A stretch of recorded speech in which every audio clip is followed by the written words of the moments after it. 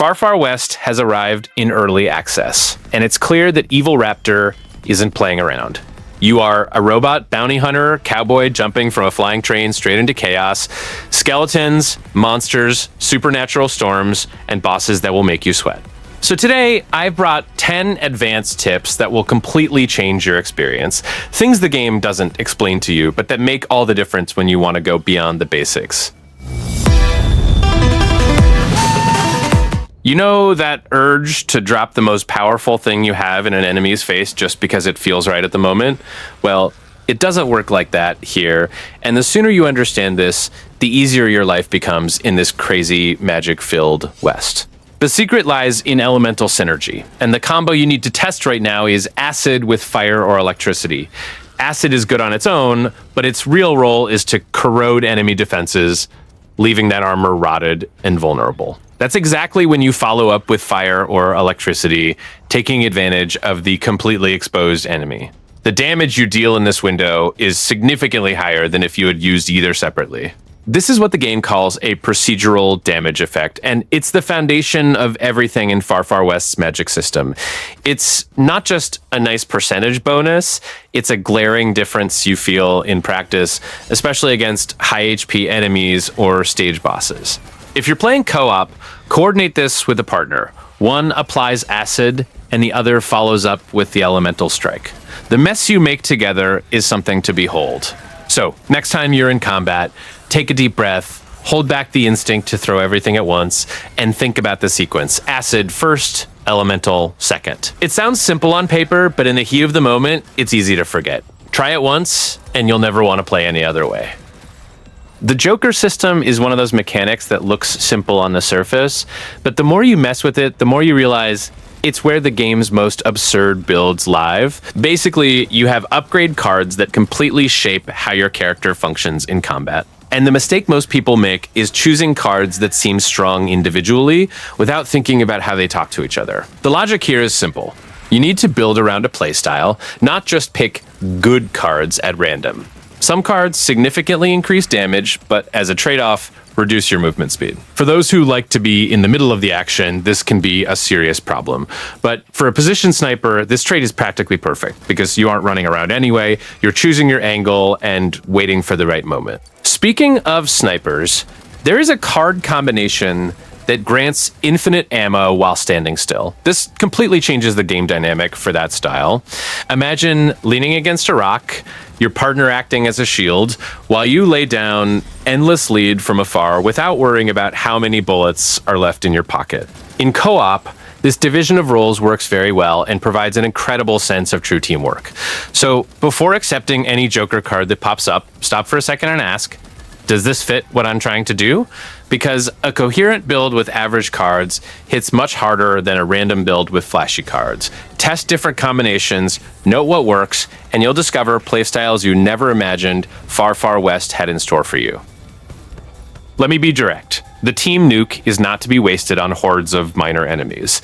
I know it's tempting, the screen gets crowded, and instinct tells you to deal with what's closest first. But in bounty missions, there is a specific order to doing things, and ignoring this order is why many teams get stuck on these fights longer than they should.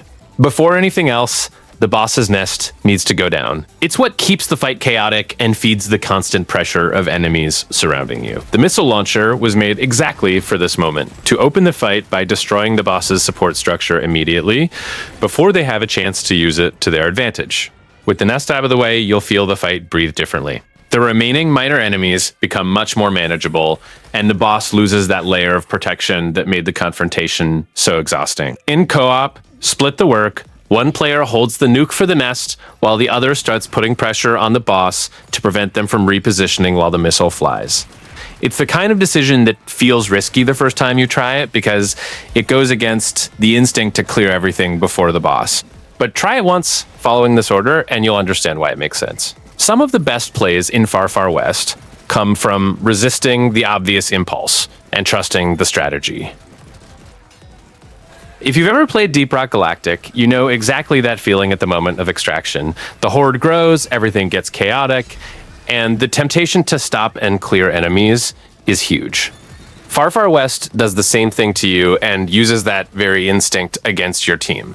When the ghost train appears on the screen, the only goal now is to reach it, period. Stopping to fight during extraction is a trap. The enemies that spawn in this phase are infinite. The game isn't giving you a fair fight, it's giving you purposeful pressure to make you waste resources and time you don't have. Every second you spend trying to kill one more skeleton is a second further from the train, and the horde won't get smaller because of it. This is where your speed and shield skills need to be used intelligently. Don't save your shield for a fight, use it to absorb damage on the way. Don't use speed to flank an enemy, use it to close the distance to the train faster. In co-op, one player can drop a shield to cover the team while everyone advances together, with no one staying behind trying to be a hero in the middle of the horde. The mentality here is one of true tactical extraction. The goal isn't to survive the combat, it's to survive until the train. These are different things, and understanding that difference will save many missions that seemed lost. Once you're on the train, mission accomplished, everything else is just noise. Far Far West isn't a game where you just point at center mass and click mindlessly. The combat system here rewards good aim. And against bosses and armored robot cowboys, the difference between a torso shot and a headshot can be the difference between a quick fight and one that drains all your ammo before it ends. However, consistent headshots have a prerequisite, and it starts in your arsenal. Recoil is the silent enemy of your precision. You can have the sharpest aim in the group, but if your gun is kicking up after every shot and you haven't done anything to control it, your headshots will be more about luck than skill. That's why the weapon progression system needs to be a priority, and upgrades that reduce recoil should be the first ones you go after, before anything that increases raw damage. With recoil under control, the headshot stops being the exception and becomes the standard. This matters immensely against armored enemies, because armor usually protects the body, not the head.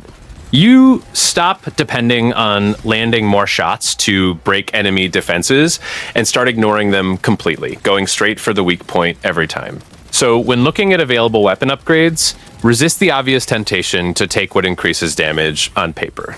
A stable weapon that hits the head consistently will deal much more real-world damage than a stronger weapon that wobbles after every shot. Control the recoil first, and the damage will follow as a consequence.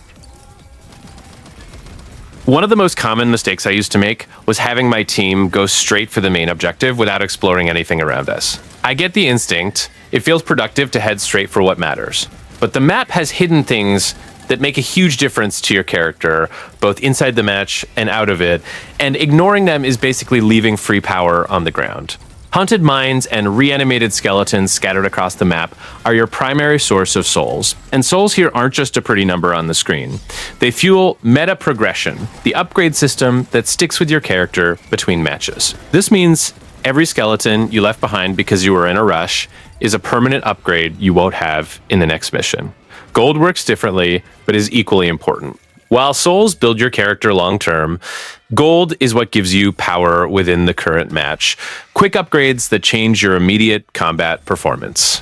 Exploring well means arriving at the hardest fights with both resources topped off, rather than having to choose between one or the other due to lack of time. In co-op, it's worth splitting the team. One pair explores the corners of the map, while the other maintains mission progress. Everyone doesn't need to veer off course at the same time, but abandoning exploration entirely is a decision you'll feel later on when the boss is on screen and your character is still running at base level. The map rewards those who pay attention to it. There's a mentality we bring from other co-op shooters that will hurt you quite a bit in Far Far West, especially on higher difficulties. The obsession with raw DPS. It makes sense on paper, more damage means the enemy dies faster, right? Except Far Far West doesn't work exactly like that. And those who figure this out early have a massive advantage over those trying to stack pure damage until nightmare difficulty. The problem with a build focused only on damage is that it ignores everything that keeps you alive long enough to use that damage. On the game's higher difficulties, the pressure enemies put on the team is absurd, and a build without sustain, without crowd control, or without any layer of survivability begins to crack much sooner than you'd expect. The fight stops being about who kills fastest and becomes about who lasts longest on the field. This is where builds with lifesteal, healing, and temporary invincibility truly shine. Players who have tested these combinations on Nightmare report performing much better than expected. Not because they deal more damage, but because they keep dealing damage while pure DPS builds are already on the ground. Sustain isn't a weak defensive build, it's a build that allows you to stay aggressive for much longer. So when building your character, think of combat as a marathon, not a sprint. Utility, crowd control, and survivability aren't concessions you make instead of DPS. They are the pillars that allow damage to happen consistently until the end of the fight. In co-op, a balanced team with these elements will go much further than 4 characters trying to be the biggest damage number on the screen. Leveling weapons in Far Far West is a real grind, and anyone trying to do it the wrong way will feel it in the clock. The weapon XP system has been updated and now scales with the damage you deal, not just kills, which completely changes the farming strategy. This means you want to be dealing damage constantly with the right weapon for as long as possible without dying in the process. This is where renewable healing methods become an essential part of the grind rather than a secondary detail. The Healing Ghost Bell, healing mushrooms scattered around the map, and skills that heal on every kill are what keep you on the field long enough to extract maximum XP from every wave. Without sustain, you'll have to retreat or die early. And every time that happens, it's time and damage lost that you could have put into the weapon you want to level. The most solid strategy the community has found is to defeat the area boss and then trigger the bell to have a guaranteed exit if things get worse. With the boss dead, enemies begin to spawn infinitely, and you can stay there clearing wave after wave with the weapon you want to level. You can reach level 40 on a weapon in less than 30 minutes with this method, which is especially useful for unlocking all Joker card slots. It's worth noting that not every weapon benefits equally from this grind. Shotguns and certain revolvers have a much better return when well leveled because high damage per shot accelerates both XP and the farm itself. So before you start leveling just anything, think about which weapon will serve your playstyle best and focus the grind on it first, using renewable healing to ensure you stay in the field long enough to make it worth it. Joker cards are random by design, and that is exactly why most people underestimate them. When you see a card that looks situational or strange, the natural reaction is to ignore it and wait for something more obvious. But the game was built on these specific situations, and cards that trigger under particular conditions, like bonuses when you're at low HP or special effects on headshots, are often the most powerful when fitted in the right place. The difference between using Joker cards and using them well lies in seeing what they do together, not separately. Does a card that increases weapon damage combine with another that empowers spells? Does your favorite spell have a trigger condition that a Joker card can feed constantly? This is the kind of connection you need to be looking for every time a new card appears. Don't evaluate a card in a vacuum. Evaluate it within what you already have equipped. If the available cards don't fit what you want to build, the hub gives you a way out. Spend souls to reroll what's available. This is especially valuable when you already have a partial synergy working and are just missing the third element to make it all click. Don't hoard souls just for the sake of it. They exist to be invested, and rerolling for a specific card that completes your build is exactly the kind of decision that separates a mediocre run from an absurd one. What makes the Joker card system so satisfying is that it will never be the same twice.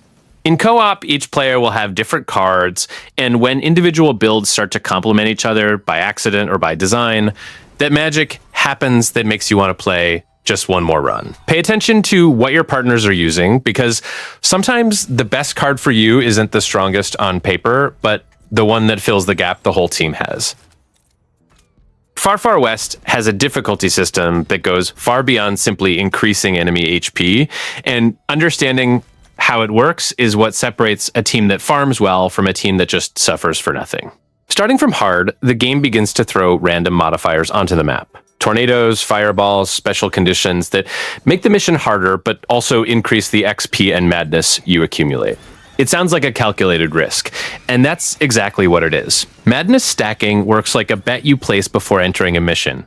The more modifiers you activate, the more rewards you earn, but the more unpredictable and aggressive the combat becomes. In a coordinated group, it's worth stacking several of these modifiers because you have cover, complementary builds, and someone to pick you up when the situation spirals out of control. The problem arises when the team isn't synchronized yet and starts activating modifiers without knowing exactly what will happen. The best difficulty is the one the team can actually clear, not the highest one on paper. Solo is a completely different game.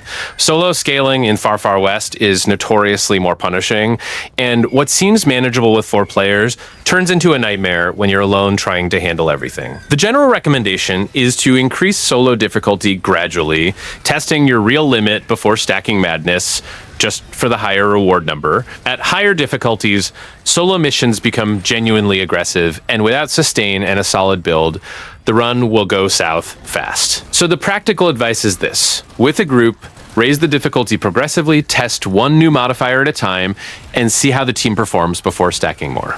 Solo, be honest about where you are in your character's progress before pushing madness. The game rewards those who know their limits and push them carefully, not those who go from 0 to maximum without preparation.